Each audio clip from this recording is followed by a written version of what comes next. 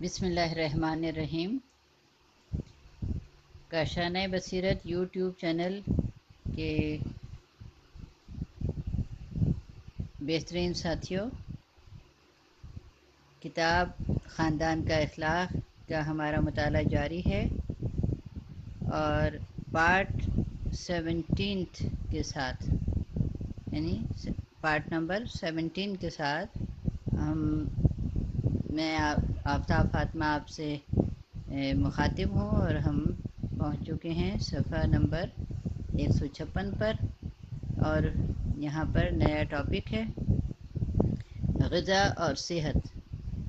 इसका हम आगाज़ करते हैं। ख़वातीन का एक अहम फरीज़ा बच्चों की ग़िज़ा का ध्यान रखना है।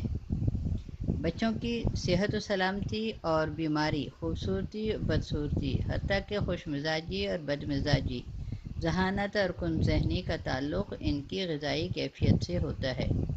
इनकी ग़िज़ाई ज़रूरियात बड़ों की जैसी नहीं होती, बल्कि मुख्तलिफ़ सन में ग़िज़ाई प्रोग्राम में भी तग़य्युर व तब्दीली होती रहती है। एक बच्चे वाली माँ को इन तमाम नुकात का लिहाज रखना चाहिए। बच्चे की बेहतरीन और मुकम्मल ग़िज़ा दूध है। बदन के नशोनुमा के लिए जिन ग़िज़ाई अज्जा की ज़रूरत होती है वो सब दूध में मौजूद हैं। इसी सबब से माँ का दूध हर नौज़ायदा बच्चे के लिए बेहतरीन और सालिम तरीन ग़िज़ा है।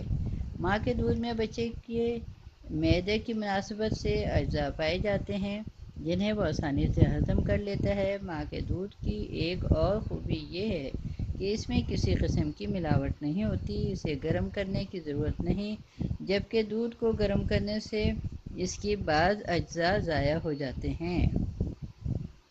यही सबब है कि हज़रत अली अलैहिस्सलाम फरमाते हैं कि बच्चे की माँ के दूध से बेहतर और बाबरकत कोई ग़िज़ा नहीं। अगला पैराग्राफ, आलमी हिफ़्ज़ान सेहत तंज़ीम में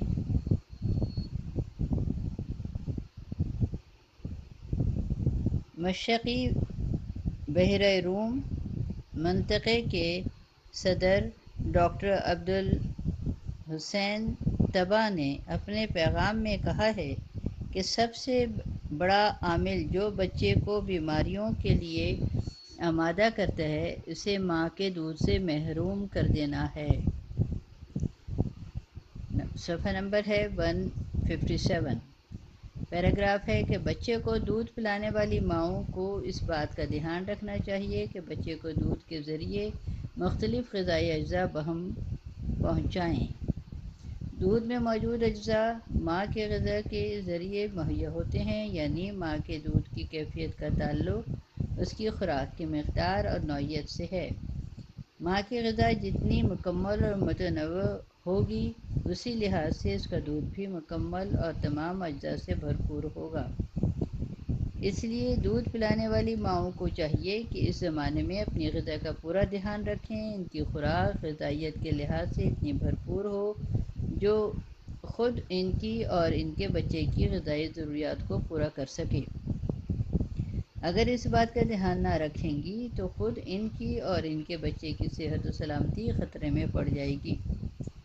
अगला पैराग्राफ, शौहर पर भी लाजिम है कि अपनी बीवी के लिए ऐसी मुक़व्वी ग़िज़ाओं का अहतमाम करे जो ग़िज़ाइयत के लिहाज से भरपूर और मुकम्मल हों और इस तरह से अपने बच्चे की सेहत व सलामती के असबाब फ़राहम करे। अगर इसने इस सिलसिले में कोताही की तो इसका जुर्माना दवा और डॉक्टर की फ़ीस के सूरत में अदा करना होगा। इस सिलसिले में डॉक्टर से भी सलाह ली जा सकती है और किताबों से भी मदद ली जा सकती है। मुख्तसरन यूँ के कहा जा सकता है कि माँ की ग़िज़ा मुकम्मल और मुतनव्वि और काफ़ी होनी चाहिए। मुख्तलिफ़ किस्म की ग़िज़ाएँ खाए।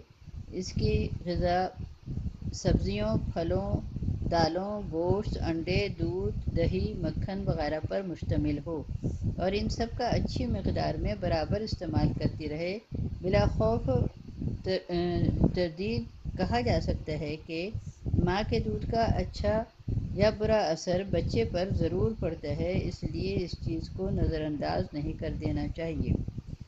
अगला पैराग्राफ, हज़रत अली अलैहिस्सलाम फरमाते हैं, बच्चों کو دودھ پلانے کے لیے احمق عورتوں کا انتخاب نہ کرو، کیونکہ دودھ بچے کی فطرت کو دگرگوں کر دیتا ہے۔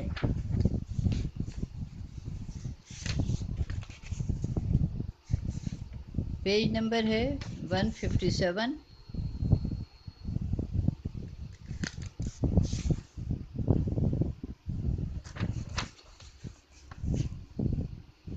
نہیں سوری، پیج نمبر ہے 158۔ حضرت امام باقر علیہ السلام فرماتے ہیں، دودھ پلانے کے لیے خوبصورت عورتوں کا انتخاب کیجیے، کیونکہ دودھ کا اثر ہوتا ہے، اور دودھ پلانے والی عورتوں کی صفات شیرخوار بچے میں سرایت کر جاتے ہیں۔ بچے کو دودھ پلانے کے اوقات مقرر کیجیے تاکہ نظم و ترتیب کی عادت پڑ جائے اور بردبار اور صابر بنے، اس کا پیٹ اور معدہ ٹھیک کام کرے۔ اگر نظم و ضبط کا لحاظ نہ رکھا جائے اور جہاں بچہ رویا اس کو منہ میں دودھ دے دیا تو اس کی یہی عادت پڑ جائے گی۔ بڑے ہو کر بھی یہی بد نظمی اس کی سرشت میں شامل ہو جائے گی۔ حریت اور آزادی کا جذبہ ختم ہو جائے گا۔ زندگی کی مشکلات میں صبر و حوصلے سے کام نہیں لے گا۔ چھوٹی سی بات کے لیے یا تو ضد کرے گا یا رونا پیٹنا شروع کر دے گا۔ یہ نہ سوچیے کہ نوزائیدہ بچے میں نظم و ترتیب پیدا کرنا دشوار ہے، یہ نہیں۔ اگر چند روز ذرا صبر سے کام لیں تو جلد ہی آپ کی مرضی کے مطابق اس کی عادت پڑ جائے گی۔ بچوں کی غذا کے ماہرین کا کہنا ہے کہ ہر 3-4 گھنٹے کے بعد نوزائیدہ بچے کو دودھ پلانا چاہیے۔ اگلا پیراگراف، دودھ پلاتے وقت بچے کو اپنی گود میں لٹا لیجیے، اس طرح اس کے لیے دودھ پینا آسان ہوگا اور آپ کی محبت و مہربانی کو محسوس کرے گا، اور یہی احساس اس کی آئندہ شخصیت کی تعمیر میں مؤثر ثابت ہوگا۔ بچے کو اپنے پہلو میں لٹا کر دودھ نہ پلائیے، کیونکہ ممکن ہے ایسی حالت میں کہ دودھ اس کے منہ میں ہو آپ کو نیند آ جائے اور وہ معصوم بچہ اپنا دفع نہ کر سکے اور اس کا دم گھٹ جائے۔ اور یہ بات بعید نہ سمجھیے، کیونکہ اس قسم کے حادثات اکثر رونما ہوتے رہتے ہیں۔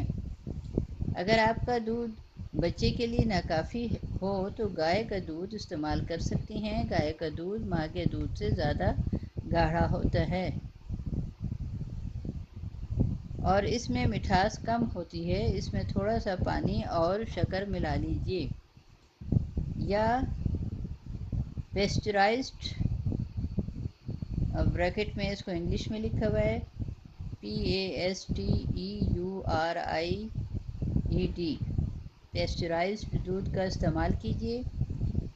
دودھ کو 15-20 منٹ تک خوب جوش کیجیے تاکہ اس میں موجود جراثیم مر جائیں۔ بچے کو بہت زیادہ گرم یا ٹھنڈا دودھ نہ دیجیے۔ ماں کے دودھ کے درجہ حرارت کے مطابق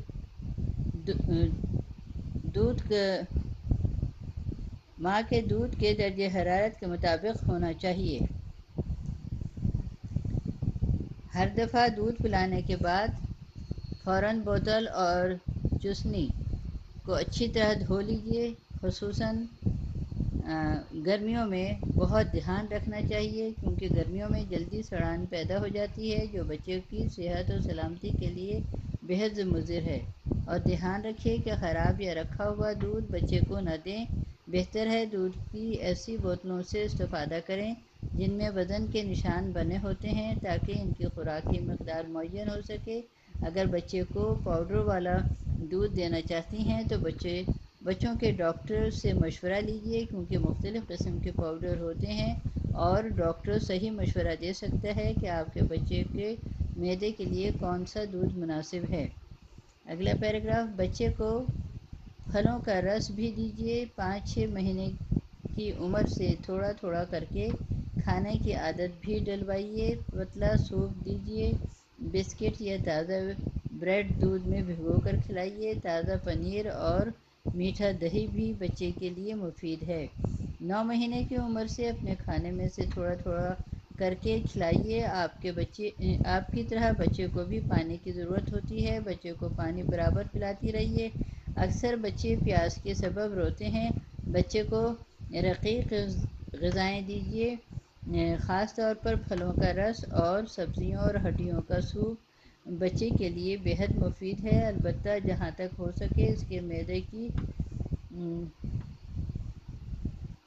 نئی اور سالم مشینری کو چائے پلا کر مسموم نہ کریں۔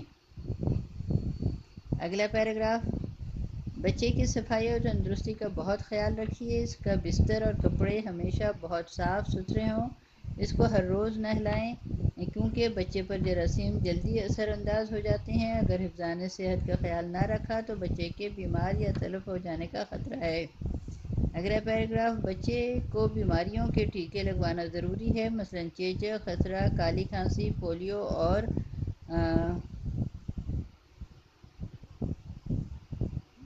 ہے اسکارلیٹ فیور SCARLET، اور فیور FEVER، اسکارلیٹ فیور وغیرہ جیسے امراض کے ٹیکے لگوا کر ان بیماریوں کی روک تھام کیجیے۔ بیماری کے ظہور میں آنے سے پہلے ہی ان کا علاج ہونا چاہیے۔ اگلا پیراگراف اور آخری لائن اس صفحے کی، خوش قسمتی سے اس قسم کی بیماریوں کے ٹیکے اسپتالوں میں مفت لگائے جاتے ہیں۔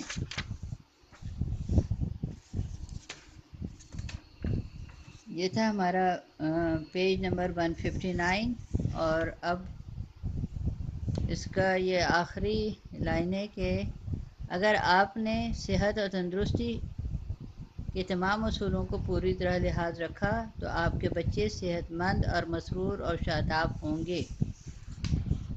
یہ ہم ہے پیج نمبر 160 پر، اور یہ آخری لائن تھی۔ اس صفحے کی تو پہلی لائن ہے لیکن اس ٹاپک کی آخری لائن ہے، اور اس طرح سے ہمارا یہ پہلا حصہ اس کتاب کا مکمل ہو گیا۔